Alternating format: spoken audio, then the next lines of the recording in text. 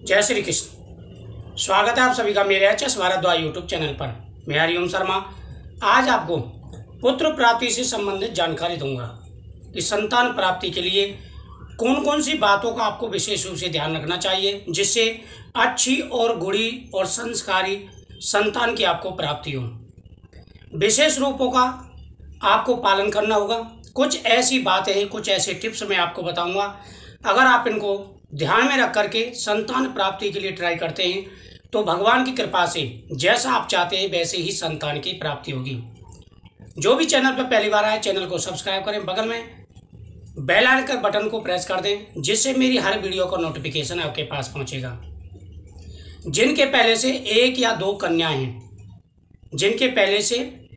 दो कन्याएं हैं उनको विशेष रूप से इन बातों को फॉलो करना चाहिए। अगर आप इन बातों को फॉलो करोगे तो भगवान की कृपा से मनचाही संतान की प्राप्ति आपको होगी।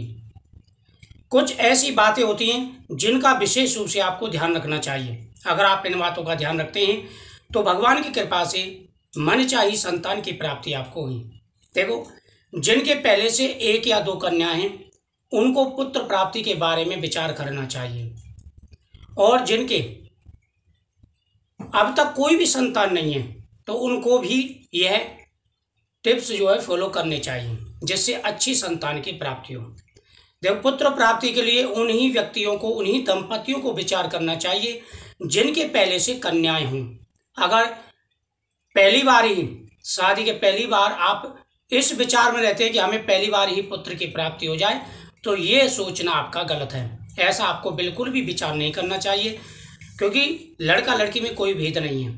पहली बार भगवान जो फल आपको दे रहे हैं उसे सैर से स्वीकार करें। जब आपके 2 या 3 कन्याएं हों तब आपको पुत्र के बारे में सोचना चाहिए। कुछ ऐसे टिप्स मैं आपको बताने वाला हूं जो विशेष ही महत्वपूर्ण है। देखो, पुत्र प्राप्ति के लिए अगर आप विचार कर रहे हैं तो सबसे पहले आपको सम तिथि और सम दिन का ध्यान रखना है। सबसे पहला टिप्स, कुछ भी हो जाए लेकिन आपको बिना सम तिथि और बिना सम दिन के आपको बिल्कुल भी प्रयोग नहीं करना है। जब भी आपके पीरियड शुरू हो तो उससे आपको काउंट करना है शुभ दिन और सम तिथि और सम दिन। शुभ दिन का मतलब ये होता है कि अच्छा दिन हो, और सम दिन हो जो आप काउंट करोगे, जैसे 8, 10, 12, 14, 16 ये दिन होते हैं। उसके बाद में तिथियां होती हैं जो बहुत ही शुभ होती हैं। उन तिथियों को, जैसे दशमी है, द्वादशी है, षष्ठी है, चतुर्थी है, इन तिथियों का आपको विशेष रूप से ध्यान रखना होगा। तिथि यही पढ़नी चाहिए। ध्यान रखें, सम दिन के अंदर सम ही तिथि पढ़नी चाहिए तो विशेष महत्व होता है। कई बार गलती कर देते हैं, दिन सम होता है लेकिन तिथि विषम होती है। ऐसा आपको नहीं करना है। दूसरा पॉइंट, स्वर का विशेष ध्यान रखना है। पुत्र प्राप्ति के लिए स्वर का विशेष महत्व होता है। चंद्रावत ऋषि ने भी अपने उसमें शास्त्र में स्वर का विशेष महत्व बताया है। स्वर यानी सूर्य स्वर और चंद्र स्वर।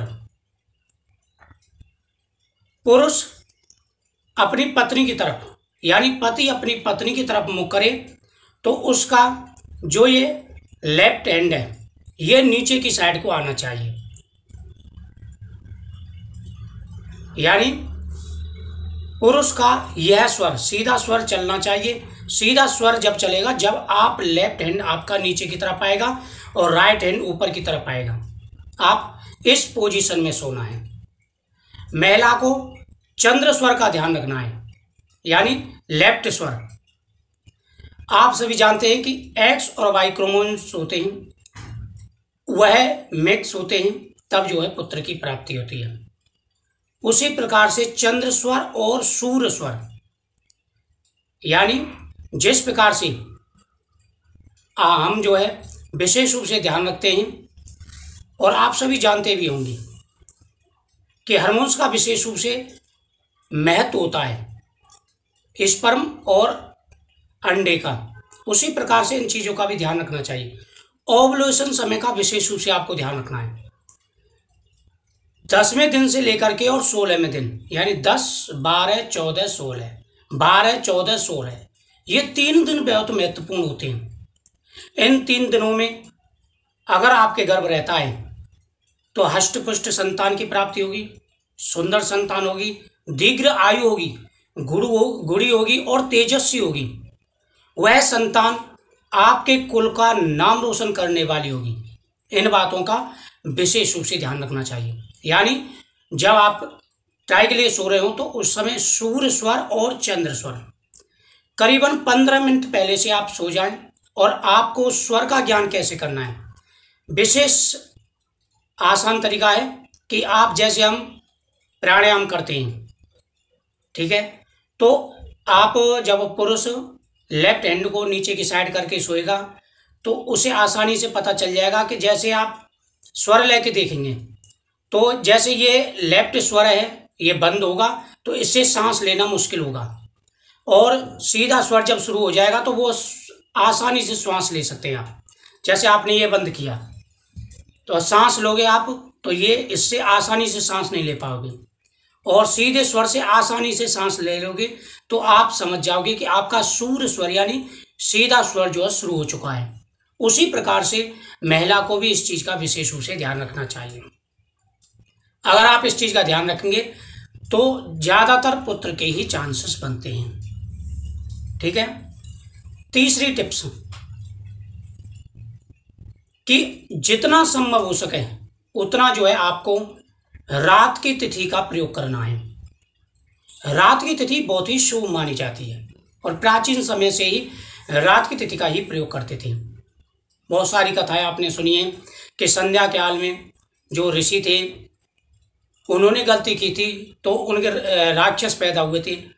तो इस काल का विशेष रूप से ध्यान रखना है कि गोधूली काल का मतलब ये होता है कि पहले जैसे गऊओं को जंगल में चराने के लिए ले जाते थे तो गऊ जब वहाँ से वापस लौटती हैं, सूर्यास्त होने वाला होता है तो उनकी खुरकी चलने से जो खुरकी वजह से जो धूल उड़ती है उसे गोधूली काल कहा जाता है। तो यानी 4 बजे से लेकर के और 6 बजे के बीच में आपको बिल्कुल भी संतान प्राप्ति के लिए ट्राई नहीं करना है। और अगला जो टिप्स है वह है खान पीन का। कैलोरी युक्त, कैल्शियम युक्त आपको खाना खाना है, विशेष रूप से ध्यान रखना है, और विशेष रूप से भूल करके भी गरम और मसालेदार चीज़ों का प्रयोग नहीं करना है। इन चीज़ों का अगर आप ध्यान रखते हैं तो आपको जरूर लाभ मिलेगा, आपकी मनोकामना जरूर पूरी होगी। तो इस वीडियो के माध्यम से मैंने 3 बातें आपको बताई हैं। अगले वीडियो में आपको और सारी टिप्स से बताऊंगा, तो विशेष रूप से आप ध्यान से इन चीज़ों का पालन करें, फॉलो करें, आपकी मनोकामना जरूर पूरी होगी। जय श्री कृष्ण।